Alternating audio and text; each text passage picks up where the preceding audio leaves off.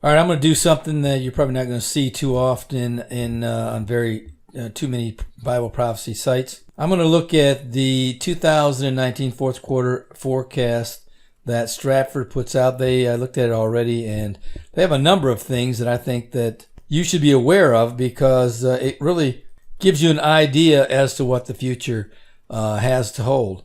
And, the first thing I want to show you is that for an overview, it says that Iran brinkmanship threatens global oil supply by design. And this is what it says. It says Iran will be prepared to run the risk of a limited military clash with the United States and Saudi Arabia using the threat of escalation and widespread fear of what a major oil supply disruption will do to an already skittish global economy, to push the United States back into a narrow negotiation centered on de-escalation in exchange for sanction relief. So really what Iran is up to, of course, is to get these sanctions pulled back. But going on with this article, it says Europe and Asian powers, along with the frontline Persian Gulf states, will remain active in mediation efforts. Now here's a more broader version of what I just read, and this kind of gives you an idea of what some of the different players are thinking and what they think they need to do. And the subheading is probably something you need to also know about. It says, why has Iran attacked Saudi Arabia oil infrastructure when it risks sparking a conflict more damaging than the sanctions it faces, and underscores the goodwill necessary for a future deal? And here's the first response. It says, in response to unprecedented sanctions on its oil and gas sector, Iran is escalating attacks on oil and energy assets in the Persian Gulf using a brinkmanship strategy that aims to force the United States to shift its policies. And here are some of the tactics that Iran is using. Of course, you know about Iran actions include the retaliatory seizure of oil tankers, which they've done several times following the interdiction of Iranian-flagged vessels, the harassment of maritime traffic in the Persian Gulf, the downing of a U.S. drone, which was in June, a drone strike against two of Saudi Arabia's east-west pipeline pumping stations in May, and an attack that caused a fire at the country's Sheba oil fields processing complex in August. Iran is also accelerating the country's nuclear activity following the suspension of the nuclear deal known as the Joint Comprehensive Plan of Action, since it increases Iranian leverage for negotiations that Tehran knows are ultimately inevitable. And their goal is this. Tehran is calculating that these actions will ultimately yield more favorable negotiating terms, facilitating the removal of sanctions once Iran perceives that conditions are right for talks, even though the actions risk incurring U.S. or Saudi retaliation. Next question is, what does this mean for the United States strategy in its confrontation with Iran? It says the United States remains committed to a sanctions-first strategy in dealing with Iran as Washington tries to force Tehran to abandon its ballistic missile and nuclear programs and its support for proxy forces across the Middle East. And this, as you know, that the Trump administration is not going to attack Iran because of the fact that they know that all that would do is open up a third front for the U.S., and that would be bad for Mr. Trump's election results in 2020. So Mr. Trump has another 14 months to be able to combat any type of Iranian strike that they're probably going to strike on. There's a couple other good targets that are left out there for Iran to hit, and we'll be talking about those in a few minutes. But here's something the United States is also considering. It says, while less likely the United States might assess that military retaliation is necessary to punish Iran and deter against future strikes, Washington is also considering joint operations with Saudi Arabia in which the Saudis would lead retaliatory actions against Iran, aided by U.S. intelligence, targeting, and surveillance. And I would think that that's probably the way to go if, in fact, that does happen. That the United States stay out of it militarily, would provide backup support such as intelligence or targeting or surveillance. And, of course, there are a number of times we've talked about that Now Israel and the Saudis are teaming up together to strike Iran, both in Syria and also in Iraq. And it would not surprise me if the Israelis do take part in the strikes that along with Saudi Arabia. Now the next question is how is Saudi Arabia likely to respond? Saudi Arabia hasn't clearly signaled its preference regarding a unilateral response, coordinated action with the United States, or the adoption of a wait-and-see approach. But Stratford judges that Riyadh is hesitant to strike Iran, which could initiate a major and direct military conflict with Iran. Now let me say this right here, that in Ezekiel 38 and verse 13, it says, Sheba and Dedan, which is Saudi Arabia, and the merchants of Tarshish, with all the young lions thereof, shall say unto thee, Art thou come to take a spoil? Hast thou gathered thy company to take a prey, to carry away silver and gold, to take away cattle and goods, to take a great spoil? Basically, when Iran, probably Syria will be involved, and Russia and Turkey come calling upon Israel, they'll be on Israel's northern border, where basically they are now. But the only reason why that Iran has not made their move yet is because I don't believe that Russia is in. But there will come a time in which Russia, God says that he will put it in the Russian leader's mind to attack Israel, and he won't be able to pull away from it. And that's found in Ezekiel 38:4.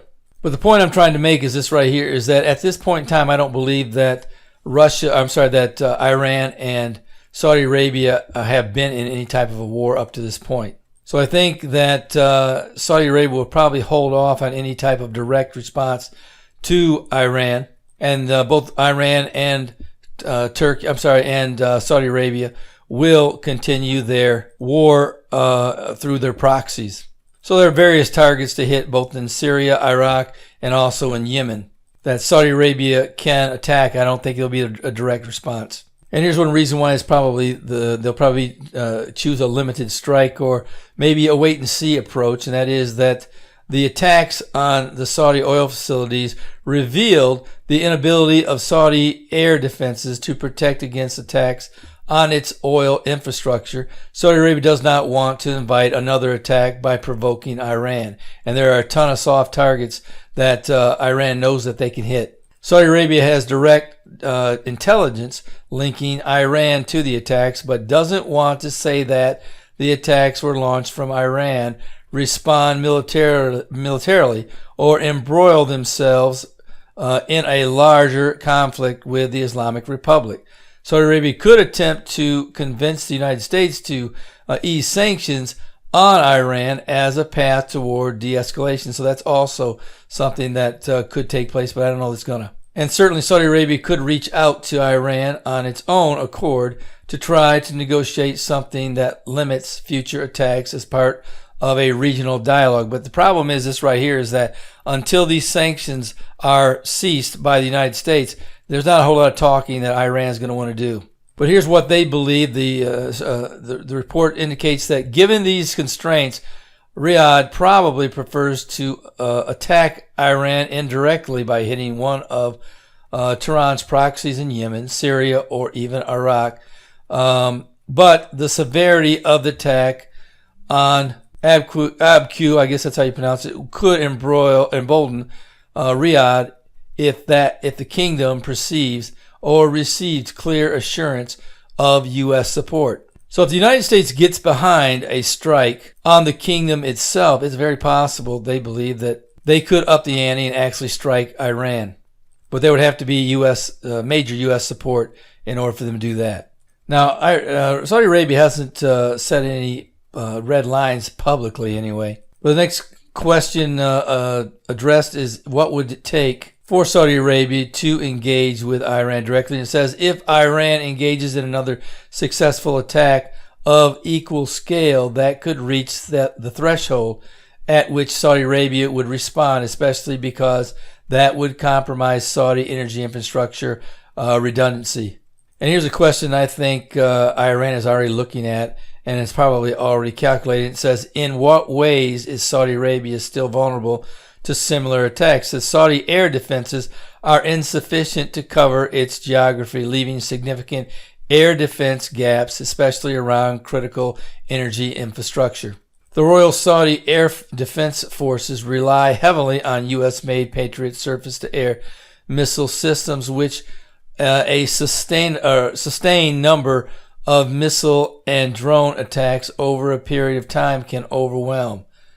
The Patriots are also configured to strike ballistic missiles, not cruise missiles and suicide drones, both of which were used in the September 14th attacks. Now, one thing about Israeli defense, they have a layered defense, and there is precedent that Saudi Arabia, or at least proxies, have tried to bring drones into Israel through its northern border, and those drones were destroyed almost immediately. So this might be something that further strengthens the ties between Saudi Arabia and Israel, if in fact they can in some way either relay this type of defense to the Saudi Arabia military, or be on the lookout for these drones before they get to, especially if they come up it's believed that they came out of Iraq. If Israel is able to intercept these before they get to Saudi Arabia. But certainly there's a lot I do not know about Israel's ability to knock down drones before they become lethal. But one thing's for sure, you don't hear about any real successful drone attacks against Israel on any of their borders. And certainly they have been attempted both by Hamas and Hezbollah.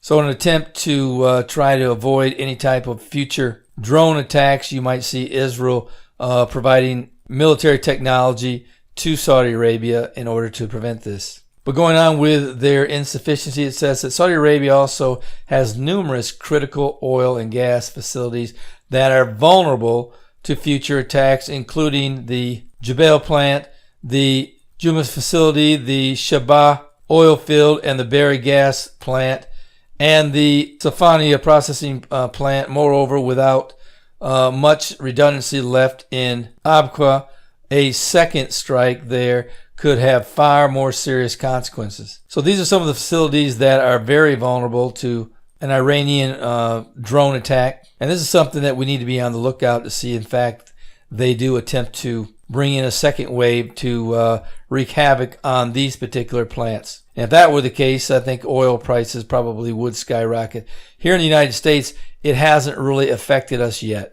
And I'm not sure it will up to this point, but if another successful attack of that magnitude were to befall Saudi Arabia, that could change rapidly. But going on with the weak points, it says midstream oil and gas facilities, airports and ports and water desalination plants are also potential targets in the event of a military escalation with Iran. And the report concludes, says, we don't know if Iran is planning similar attacks in the future or in the near future, but if Iran thinks the U.S. and Saudi Arabia hesitance to respond militarily against Iran is high enough and the maximum pressure campaign continues unabated, Iran will likely consider more attacks. And I do foresee that they will, that maximum pressure will continue. And that's why I think that sooner than later, I have to believe that this peace with many, or this treaty with many, in order to create a security force in the Middle East against Iran and others, is extremely necessary and needs to be implemented as soon as possible. And it was stated in my last video that a security force needed to be once again brought up and addressed, because I have a feeling that there's going to be a whole lot more in the modern Arab world that are going to be serious about putting this together as soon as possible than there was years ago. And you might ask, well, what is this Iranian strike got to do with peace in any way? Well, I think that it's escalating, or at least bringing about something that before was sitting dormant, and now I believe it's time that they start thinking very seriously about a peace program. As I said, this peace with many. I think Iran has done something to awake the modern Arab world into uniting themselves, like I said, along with the United States and also Israel.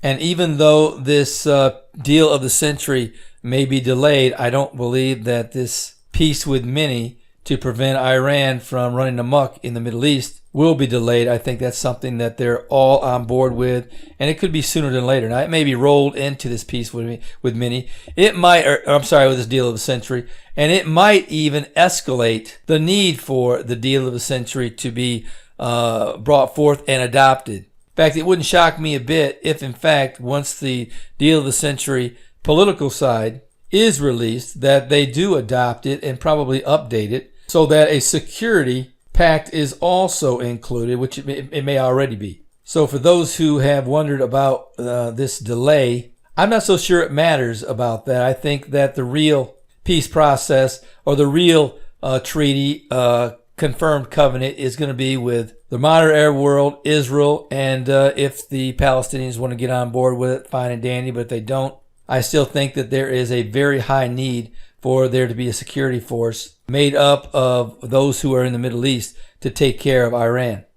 Now, the last thing I'm going to bring up is this right here. The last question says, will a new Israeli government impact how this situation plays out? It says that, and this is what their view is. Israel views Iran as its greatest regional adversary. If the United States and Saudi Arabia do not respond to these attacks in a manner that satisfies Israel, the latter could intensify its operations against Iran's missile and nuclear programs and allied regional militias.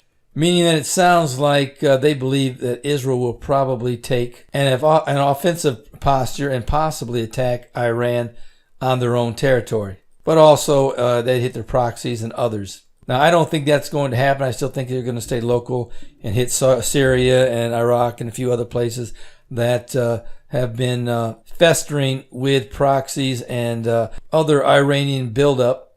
But let's face it, this situation in the Middle East is definitely heating up.